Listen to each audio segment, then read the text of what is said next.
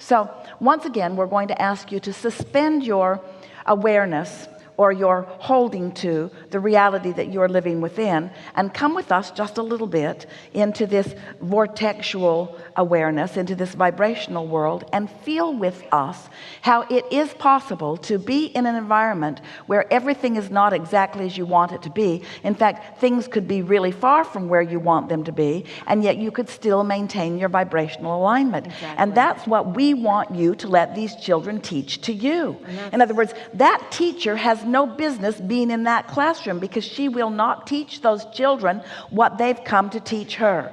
That awfulness, which is the momentum of her life experience, something different has to happen in order for someone to break loose into this consciousness of alignment. So let's talk about how that happens naturally, because we want to take this burden from you and from you and from everyone. We want you to understand that it's not something that humans can conjure or that humans can create in a classroom. It's something that the balance of the universe is already taken care of. And as you hear this, you're going to feel a whole lot better. All of you are. So here's how it works. So you're standing in your now, and it doesn't matter what it is, but within it there is always less wanted and more wanted. It's always true. There is always enough contrast to cause an inspiration of more within you. It's the basis of the universe. It's always the way that it is. So if you are sensitive to emotion, like our friend told us earlier that she was at a young age, and like all children are, then when you know what you don't want, you know what you do want, and you throw it forward vibrationally into your vortex.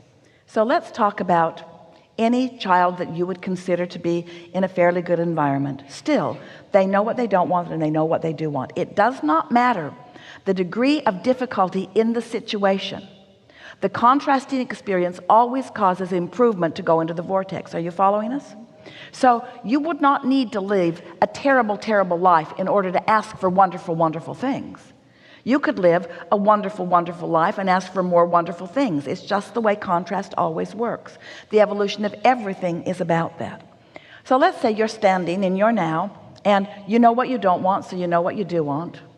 And you're loose enough and free enough and non-restricted enough and not socially guided enough that when you desire it, you look in the direction of that and move vibrationally to it and accomplish the vibrational experience of it. And now you are complete with your desire vibrationally, which means now you are in the receptive mode, which means evidence must show itself to you of what you have vibrationally accomplished. Follow? But let's say you're standing in your now and you know what you don't want, which causes you to know what you do want, but you're influenced by someone, by something, to focus upon where you are and how bad it is. So again, you know what you don't want, which causes you to put more into the vortex, but you don't look forward because something's got you looking here, maybe CNN, or maybe something that's happening in the classroom or from a parent. But contrast continues because it always does. And so you launch another rocket, but you don't look in the direction of it. You look here instead. And what happens as your life, this life, causes you to ask for more that you don't allow, and ask for more that you don't allow, and ask for more that you don't allow, and ask for more that you don't allow, this asking becomes strong enough that sometime in a place of distraction from what's bothering you, like digging for worms or doing something really fun like that, you move into your alignment because you're not doing that thing you do that was keeping you from it. The cork floats on the body of water. You can hold it under. That's what negative emotion is. But when you let go of it, it's going to float back up there again. So now you've moved over, and now you're standing in this place that you've not been before, where you are in alignment. You are in harmony with your desire. And if that receptive mode lasts for just a little while, something's going to happen to show you, and then you have real movement. So not only did you receive an idea of what was wanted, you found enough harmony with the idea and enough longevity, enough 17 seconds or 14 and a half seconds to allow you to be in the receptive mode, to allow a reality to form around it, and now you stand in a whole new place of contrasting experiences. The contrast that you were living before no longer applies exactly as it was. You now live new, improved contrast. New, improved contrast. So now you know what you don't want, you know what you do want. You know what you don't want, you know what you do want. The more you have the ability to turn toward what you do want, the more you move into that receptive mode, receive the idea of it, and the more your feeling of empowerment comes, the more your feeling of blessedness comes, the more your feeling of worthiness comes. And so what we're really getting at is sometimes it takes a while for children to break loose off the conditioning that is still happening. But once they are no longer living there, once they are no longer in that situation, the laws of the universe will bring them to what they are asking for. All of you barely survived your childhood. And the reason that you did is because the laws of the universe kept taking you forward and kept taking you forward. And some of you then allowed yourself to be emotional enough to recognize that that doesn't feel good and this feels better, and that doesn't feel good and this feels better. The conditioning is easy to let go of if you can at an early age hear from someone a confirmation that when you feel good, it is good. In other words, that's the thing that you most want to convey to anyone that's having a hard time moving from where they are to a new place, is that it's right for you to feel good, and it isn't right for you to struggle, and it isn't right for you to have pain. And those who believe that they must stay there, that that's where their virtue is, and that's where their rewards are, and that's where they get all their trophies, and that monuments are only given to martyrs and so forth, then what happens is you, in a flawed premise way, hold yourself in vibrational discord to the natural things that would carry you forward. And so we appreciate teachers so much, but as in the discussion that we had right before a segment of refreshment, there is so much trying and so much effort that is so counterproductive.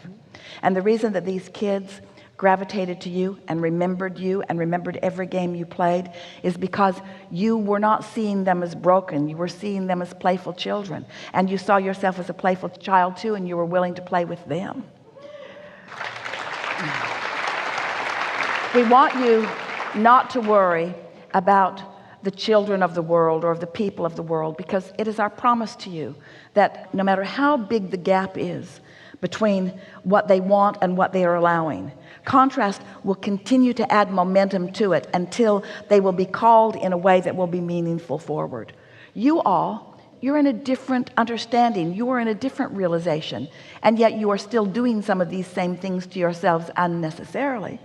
But you could be more sensitive to your emotion, and you could make the move more easily, or you can stubbornly hold to old ideas and you can argue for your limitations. You hear people in the hot seat all the time doing it, explaining why they're not in a better place. But as you leave this gathering just with one decision within you, that is, I'm going to discontinue my arguing for my limitations. And we want to tell you why you're arguing for your limitations. It's because you don't like where you are and you feel that it needs some explanation to somebody, because you don't like where you are and you feel like you need to explain something to somebody, because you don't like where you are and it feels like you need to explain something to somebody.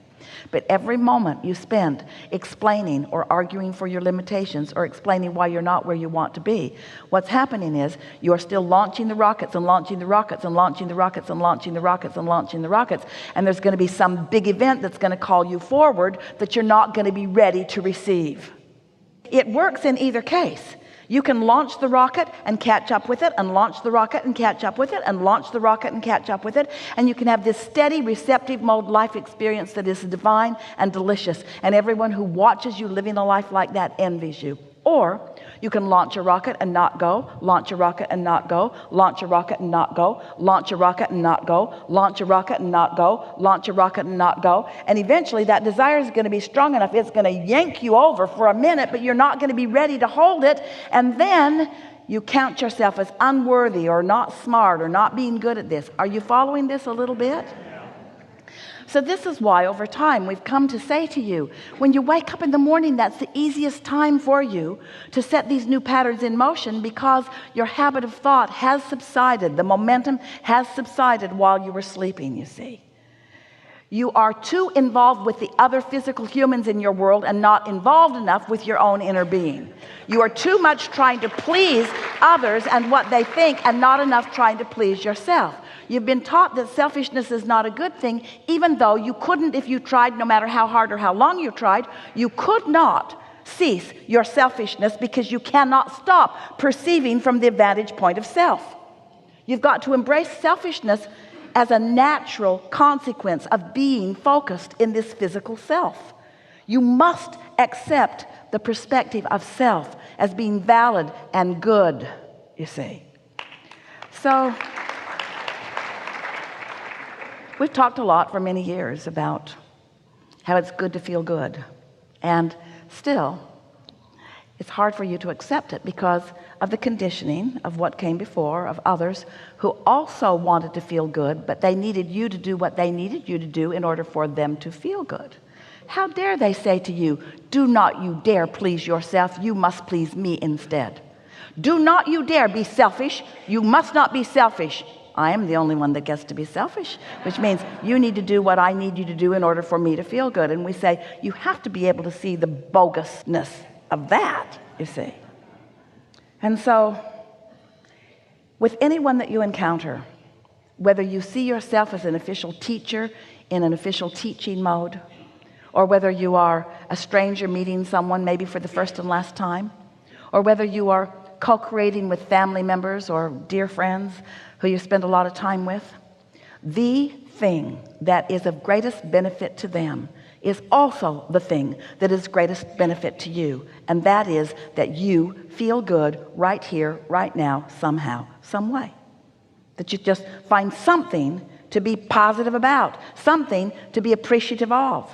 And that's why you're asking for that sort of rampage, because you can feel the power that is in that. So let's start at the beginning of this. I'm a physical being, and I've come into this physical reality with great reason. It's good that I'm here. It's right that I'm here. I'm here for great reason. And I'm in the perfect environment of all this contrast. Even the contrast that I think I don't want to live is a good thing, because out of it comes new desire, which is always a good thing. I cannot stop moving forward no matter how hard I try. And so I'm moving forward, and the source within me is reveling in that expansion that I'm accomplishing. All of the people around me are having the same experience, and to different degrees we are in the receptive mode at different times. But I don't have to figure out what anybody else is doing, because law of attraction is figuring it all out. All I have to do is feel as good as I can feel right here, right now, and the options are unlimited for me. I can get up and walk away from a conversation. I can engage fully in a conversation. I can go back to bed and take a nap. Can you? This week, can you go back to bed and take a nap? I can go back and take a nap. I can go put my feet in the water. I can go get in the swimming pool. I can go get something to eat. I can go ask someone for a massage. I can go play. I can be by myself. I can be with others. I'm so free I can choose bondage. You have the ability here in this week to free yourself once and for all from all of the conditioning that has been offered, because here, this is a different environment in which to find your vibrational footing. Yes? Now, you can be in paradise and complain about things if you want to. Or you could be in far less than paradise and find things to appreciate. It's really up to you. But the thing that we want you to hear is that it's all up to you to focus yourself into alignment with the way your source feels, and that the conditions that surround you have no actual bearing on how you feel. You do not have to accept the conditioning that has been before, and more important, you do not have to accept the conditioning that is surrounding you now. You have more leeway, more latitude, more ability to feel good than you've ever given yourself credit for, than you've ever realized that you have. And so, getting back to the people on the reservation, that is a long-standing attitude of victimhood that is pretty hard to overcome. And yet the new ones are born all the time, and they just don't feel that way. If we were standing in your physical shoes, we would be advocating the dispersing of the reservation. We would be advocating the dispersing of any pocket of anything. We would be advocating the dispersing of anyone who is standing in a place of vulnerability where they are believing that they need something from someone other than their own resources in order to survive. We think that it is